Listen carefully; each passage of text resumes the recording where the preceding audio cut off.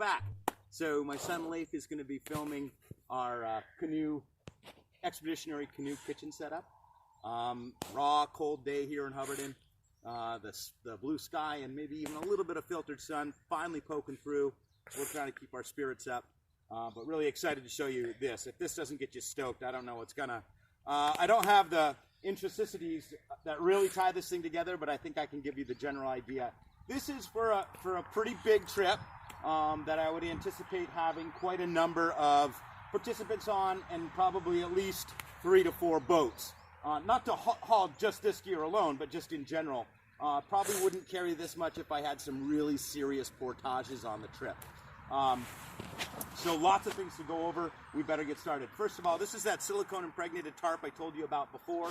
It's got lots of tie-in loops, or what some might call grommets. They're not metal grommets, for really making this thing bomb-proof for a lot of intense weather. The canoe in the back gives me a little more loft to the tent, but also serves as a windbreak. I've got, my Helinox chair for mellowing out, and nice wool blanket, which I always carry as kind of a picnic blanket, but also as a throw. And now we'll kind of get into some of the other stuff that we got going on here. I guess first of all, I'll bring this out. This is a food barrel with a case on it. And the food barrel is a plastic barrel with a snap lid that goes over like so, and that's going to carry all the food I could possibly, well, not all the food, but a lot of food. That's going to carry enough food for probably 4 to 5 people for a week easily. That's packed well. It's going to be pretty heavy when it starts and then lighten up as we move along. It's got portage backpack straps and all kinds of pockets for gas or what have you. So this is your food barrel. It floats, extremely rugged. It's bear proof. I can lift it up into a tree if I need to. Maybe I'll show you how to do that later. Got lots of room, lots of pockets, and hey, look, I even got some classic rose singles from the last trip I did here. I think we could do better than that. Anyhow, this is gonna stay. This is gonna stay packed. I'm not really gonna let a lot of people into it because things get messed up real soon. And inside there are these kind of nylon buckets that are going to hold smaller cases, smaller bags that I've collected through the years. Like for this one's for a harness. Get that out of there.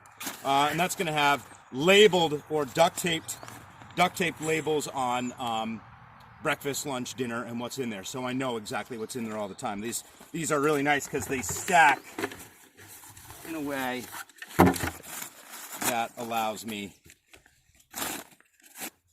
a lot of order. So the food barrel. Now the food barrel, I'll pull out the food for the morning or the evening, whatever it happens to be. I usually don't cook for lunch sometimes. And then I will place a water jug on top of that. So I just have kind of these cheap Reliance water jugs here. So it's kind of funny, I don't always bring a water jug, but if I'm on a trip where the water is polluted or muddy, if it's big water, not upland water, I'm going to bring fresh water. That's not for washing. That's not for even washing dishes. But it is nice to have that for drinking. And if I don't have a lot of portages, I'm not afraid to do that. The problem with these suckers is that people don't recognize that these are really fragile and they snap off like crazy. So some of them actually have the ability to flip inside out because this kind of tongue sticks out and breaks with ease. And I think that's worth mentioning. Like all this stuff, it's built well, but you've got to be self-aware and not clumsy, and kind of remembering that there's no safety net. So make sure the tarp's not put right next to a fire. Make sure you recognize that there are guy lines that are holding it out that you can trip from. So anyway, water's going to go here, solidly here, and people can kind of gather as they like. I will also carry along with that a water filter. This filter is made by Katadyn or Katadyn, however you want to say it. And it has just this bag. The water goes inside that bag. 6 liters can go in there. That's 6 Nalgene bottles. And there is a nylon-based element here that filters out over 50 gallons of water before it needs to be replaced, and this is replaceable. Just by gravity will pour out of this urethane hose into a water bottle. So I'll hang that off a tree probably, or in this case, right off a paddle.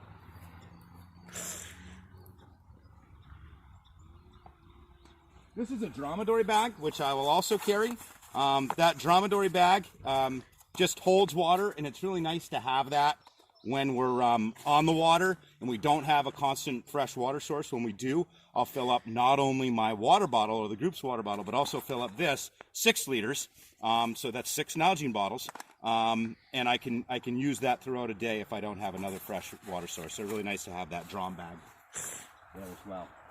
So this box is called a wanigan, and wanigan is a Cree word, and it kind of means catch-all. And I've got a number of them. All of them are homemade. This one probably really does need to be replaced. I've cracked the top, but I love this. This model is called the Canadian J, and it's my kitchen box. It holds my kitchen stuff. A Canadian J, by the way, is a northern relative of the blue jay, also called the whiskey jack or camp robber. And they call it the Canadian J because it comes in and raids camps, and it'll go for the kitchen box, of course.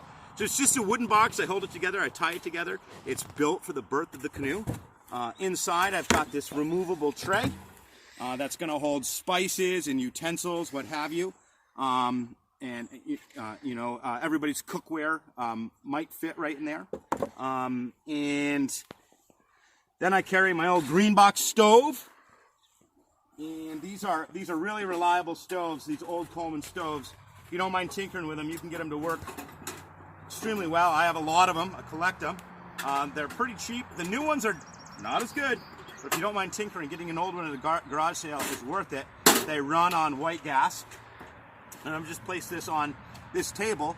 This table is collapsible. It rolls up kind of like a almost like a map would roll up, and it's really not that heavy. It's really worth its weight in gold. But you can get much fancier stoves than this. However, again, you can get these at a garage sale, and they really were well made at one time. 2-burner white gas stove. I will cook on a campfire, but I don't if I have a big group. It's just nice to just be able to have this. I'll still have a fire, but we'll rely on this for cooking. So then I've got my axe here, a really nice bucket for carrying fresh water, or collapsible urethane bucket, or for washing dishes, which we'll kind of put to the side. We'll put it over here. There's a nice towel in there, lightweight towel. Then I got my cookware, a big pot, and a kettle. Actually, the kettle can fit inside the pot if I want. I'll take it out for now. And then I have a stainless steel smaller pot, but that also serves as my eating bowl. And yes, cast iron. I'm not afraid to bring cast iron, especially for a group. Things taste better out of it. They cook more evenly on it. It is a little bit heavier, but really nice to have that cast iron skillet. Head right out on here. So now I kind of got my kitchen area set up, and I'm not going to let anybody in here unless I invite them. So I'm kind of pretty strict about that. I've got a utensil roll here. It just has my utensils in it, and I'm just going to put that nice and neat. I'm not a very neat person, but I am when I'm on an expedition, because I have to be. You can see that looks really sharp there.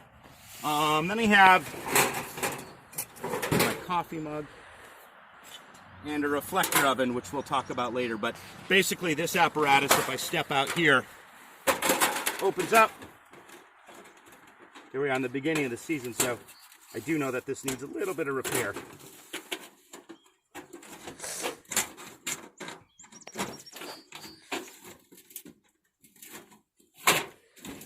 Basically, I put that in front of a fire, and I can cook things like bread, brownies, quiches, what have you, by placing this right in front of the fire. It actually does stand on its own, I promise, but that's why I grabbed this, because I've done it enough to know that it stands better with a little support from a rock. behind it. So we'll put this back in the Wanigan. Look up Wanigans. They're beautiful. There are many different designs, and they're super attractive, and you can make them yourself. Here I've got an old Coleman lantern that I bring. They do throw a great light, but they are fragile. Great to have them for aesthetics if I have a group that I really feel can handle it. From there, I will carry a cooler if that's the goal of the trip, is to kind of have good food. So this is kind of a Yeti style cooler. It's not a Yeti. I can't afford a Yeti. It's something called a Grizzly cooler, which is pretty close. But that's a nice table, and it will hold ice it'll hold ice in these conditions for quite a while. It'll hold ice for over 5 days, over 8 days, when it's been as chilly as it is so far. So, again, lots of room in this camp kitchen. Notice it's held up by canoe paddles. I have one more thing I wanted to show you over here before I review. If you don't have a Wanigan, you want to purchase something that can double as a camp kitchen, but also as a kind of a personal pack. Hard dig cases are really good. They're military hard dig cases, and you can get them online. And they're made by the same company that makes Pelican. It's a high density plastic that floats, very, very rugged, and really I can't recommend them enough. I became hip to them in SEER school, which is a special forces school that I had the opportunity to go in, and I noticed that all the GIs had them there. So, review: expeditionary kitchen, bomb-proof, big tarp. No one's kind of allowed in this circle unless they are actively part of the cook crew until after cleanup. Then we can all go in there and kind of party. It's held up by lots of guy lines and canoe paddles. A fold-up canoe table with a gas stove here, white gas stove. You've got, again, your utensils and your cook gear, stainless steel cook gear, a big collapsible sink, a compressed foam cooler, the Wanigan that holds the camp kitchen and all the the blankets and the lantern, the water filter. Not worth drinking bad water. It's not worth drinking bad water. Jugs of water that we either bring with us or we filter, and then our food barrel, which floats, is bear resistant and extremely durable. So, thank you very much. I wish I was out here really doing this with you. Hopefully, this gives you a little more clarity. Oh, one more thing. I do carry a Leatherman. The Leatherman has obviously some tools on it that help me with fixing or repairing things, but it also has pliers, as you know. This thing will open. And the pliers, they work as pot grips as well, so I don't burn myself. I oftentimes do carry a leather glove if I'm working around fire a lot, so I don't burn myself. And then I carry a Canadian belt knife, Roman Canadian belt knife. I love this knife. I can do just about anything with it. I can cut carrots with it, or I could, I can skin a deer with it. So it's an excellent knife. This is the knife I carry on my belt when paddling. So I just wanted to show that as well, as that really should have been in my essential gear. I also love a Swiss Army knife. So I have Swiss Army knife, Leatherman, my belt knife, and my diver's knife that's on my PFD. So thank you very much.